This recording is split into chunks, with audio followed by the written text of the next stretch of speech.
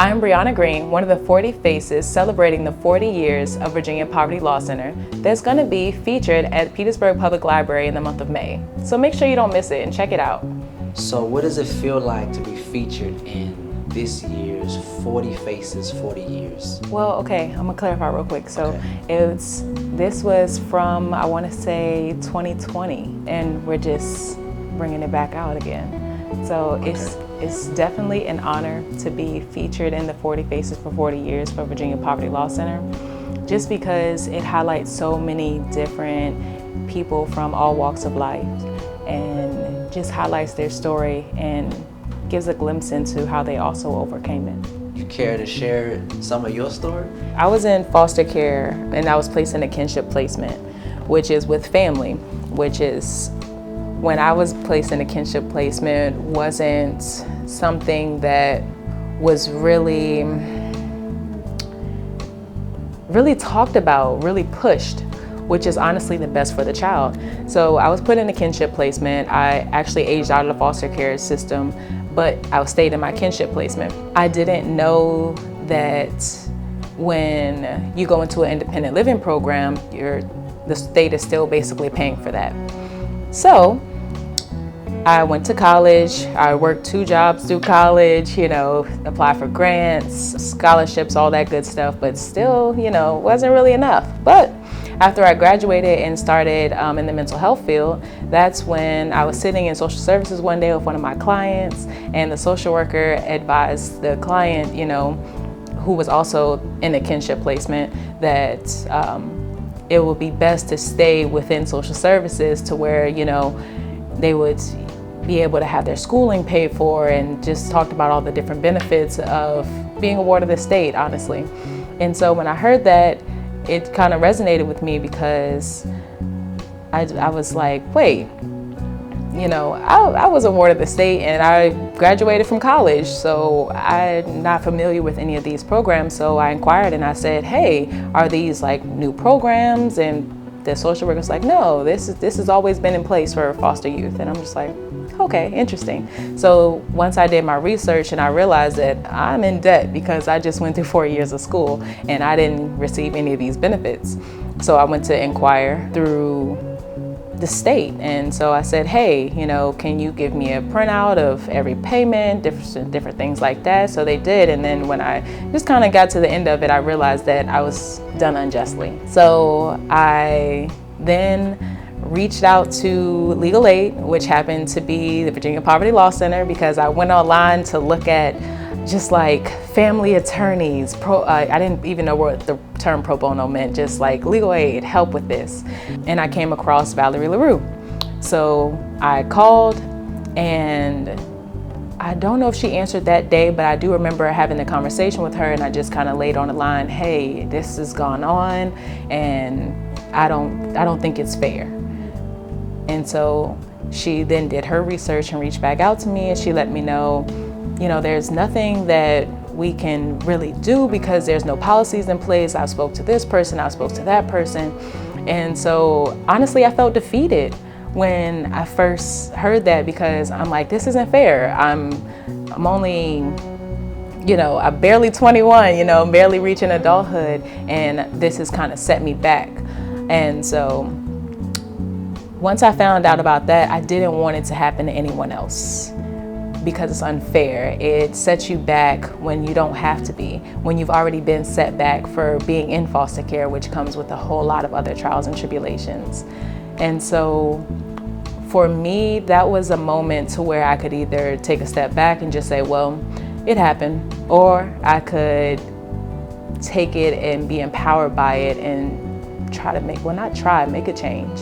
And so that's what my mission has been ever since. I've spoken on panels with senators and delegates to advocate for foster care reform. I've lobbied for the General Assembly, speaking to delegates and legislators to let them know how the policies that are in place affect foster youth, because I was directly affected by it. I'm sitting on the board of Virginia Poverty Law Center because of the passion and the drive that I have to be able to make a change for a system that wasn't really set up for success. Briana, what do you want your legacy to be?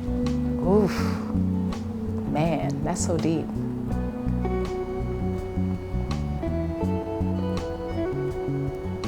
I want my legacy to be that I was resilient. I didn't let what was set forth to break me, and I made it to where that I use it to make sure that others aren't being impacted by the same things that are set forth to derail them. Now, in your photo, you have not just you, but there's a young baby or young child, a young girl in that picture with you.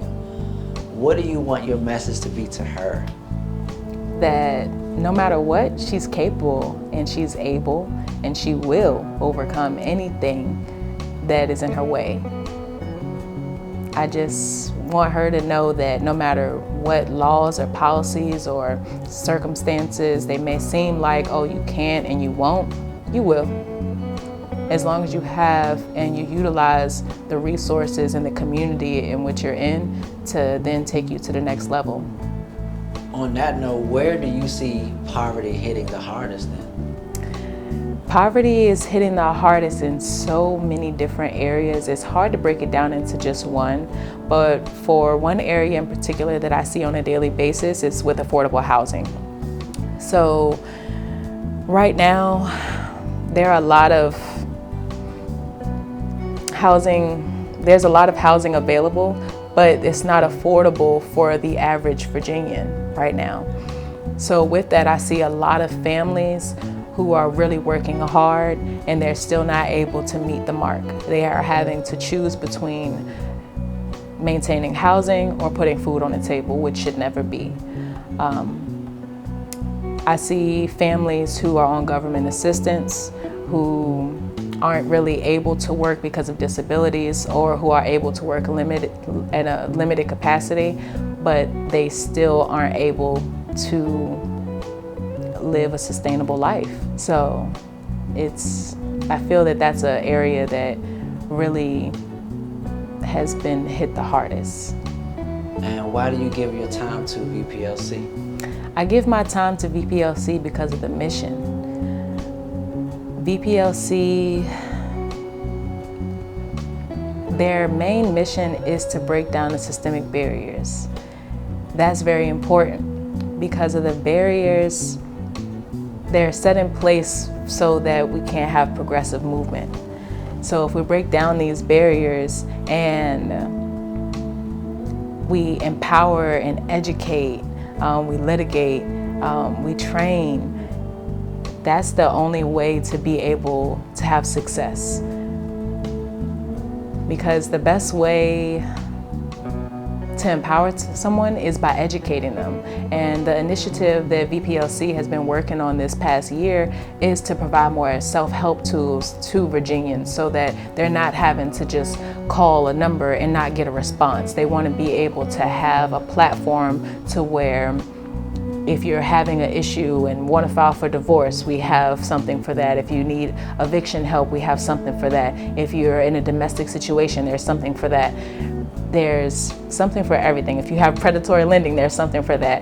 But sometimes it's not realistic to be able to just call and to get someone right then. So just having a platform to where every answer that you need is there, that's what VPLC is pushing, and I think that's amazing because of the fact that education is empowering. We have several members of our board, some which have been featured in the 40 Faces for 40 years before they even were introduced to the board, like myself.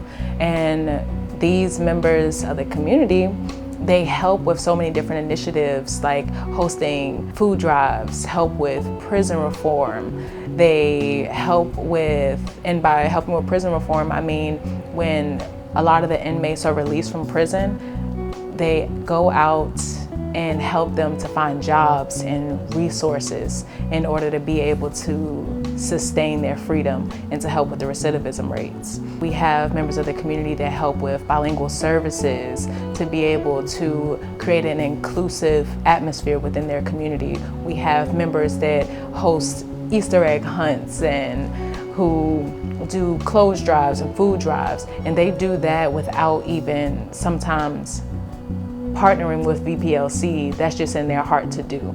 And I think that's amazing to be surrounded by so many people who just have a drive for community and for justice and for unity. I don't even want to get started on the attorneys and how they fight so hard during the General Assembly to be able to get these policies in place, to have relationships with our legislators, to be able to